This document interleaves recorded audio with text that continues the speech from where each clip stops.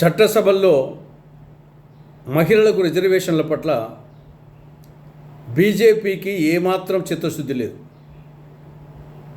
ఆత్మశుద్ధి లేని ఆచారమది ఎలా, భాండశుద్ధి లేని పాకమేలా, చిత్తశుద్ధి లేని శివపూజలేలయా విశ్వదాభిరామ వినరవేమ అనే పద్యం గుర్తుకొస్తుంది బీజేపీని చూస్తే.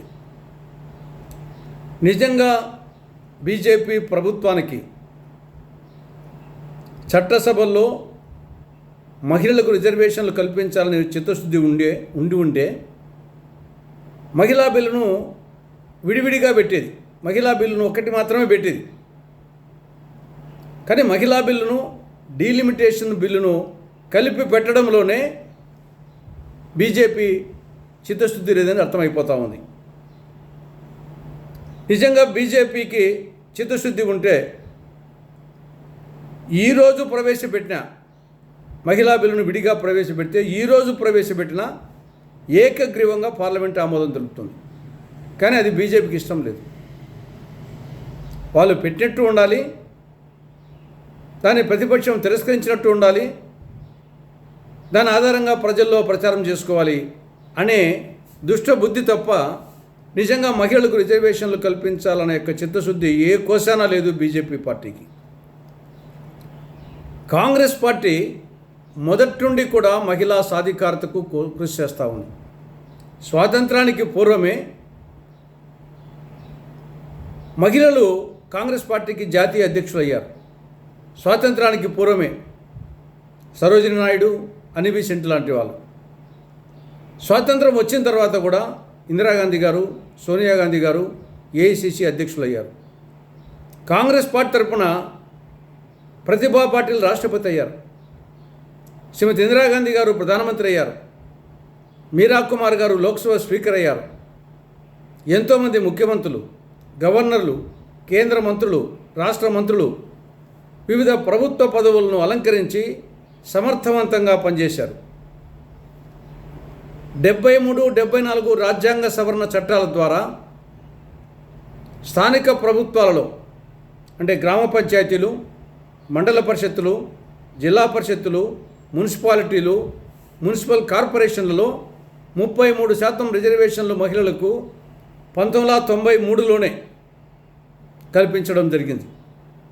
రాజీవ్ గాంధీ గారి కృషి వలన అమెండ్మెంట్లో ప్రవేశపెట్టడం, దాని తర్వాత పివి నరసింహారావు గారి పీరియడ్లో అది పాస్ కావడం జరిగింది 1993లో. అంటే 33 సంవత్సరాల క్రితమే. తత్పర్యవసానంగా లక్షలాది మంది మహిళలు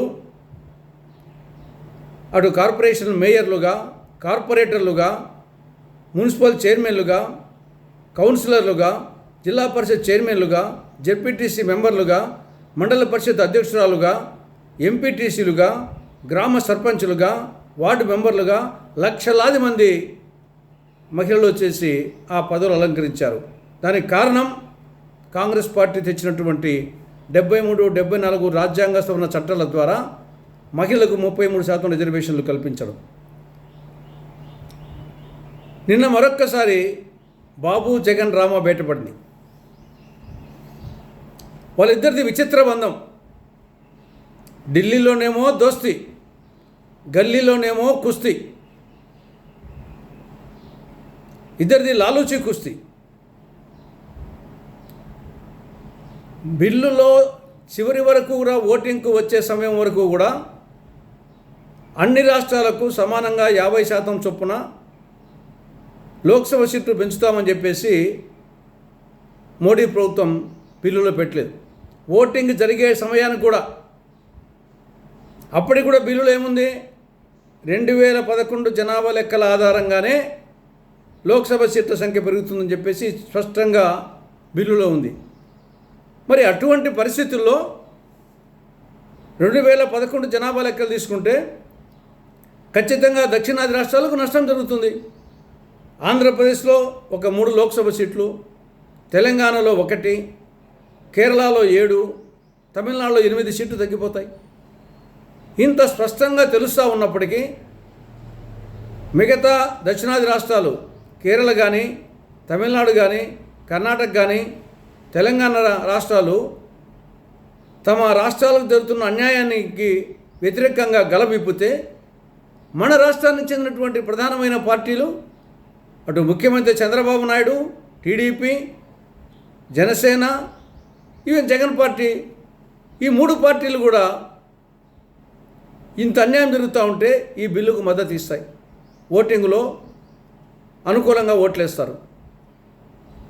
కాబట్టి ఈ 3 పార్టీలు టీడీపీ, వైకాపా, జనసేన, సరే బీజేపీ ఆల్రెడీ అదే ఒక ద్రోహపు పార్టీ, ఈ 3 పార్టీలు కూడా రాష్ట్ర ద్రోహపు పార్టీలుగా, దక్షిణాది ద్రోహపు పార్టీలుగా తయారైనాయి. ప్రజలు ఆలోచించాలని కాంగ్రెస్ పార్టీ విజ్ఞప్తి చేస్తూ ఉంది.